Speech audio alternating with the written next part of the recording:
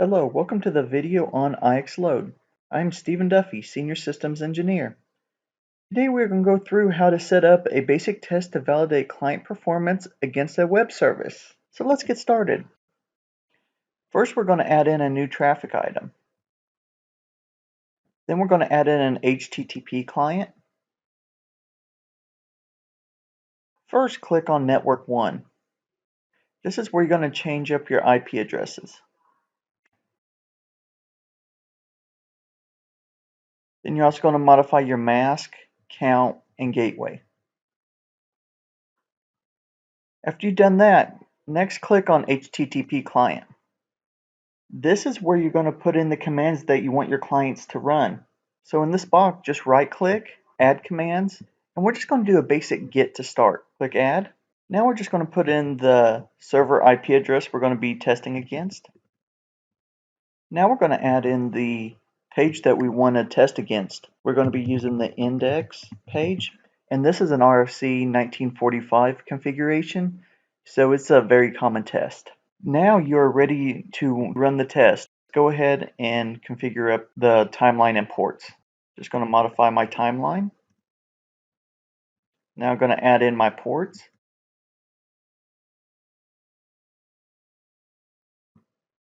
And now we're going to start test. Now you'll see that the test is becoming successful, and you can view from the client side what type of throughput, latency, if there's any issues with TCP or HTTP failures. One other part people like to view is seeing what type of responses are they getting back from the server, and from this one we're actually getting back a 3 series. Now we're going to take it one step further, and we're going to add TLS into the test, and this will make it more realistic as most traffic communications are encrypted. So click on Client, click on Settings,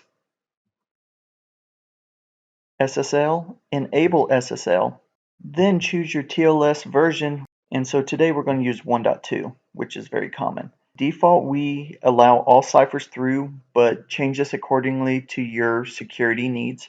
Go down here and configure the certificate, and then you can just import your key inserts.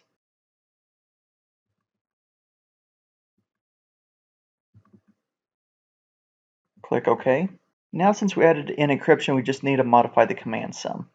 On Get, right click, click Replace With, and now as you see here, you have both encrypted and unencrypted commands. Now we're going to get the Get with SSL. Click Replace. Now just go in here and just re-put in your IP address that you were using. And now we are ready to test. Since everything has been configured already, all you need to do is just press Start Test. Now as you see here, you're going to have a few additional options to validate that if there's any issues with your SSL certificates. Now if you want to go deeper on this test, please check out part 2. Thank you for watching this video. Thank you for watching.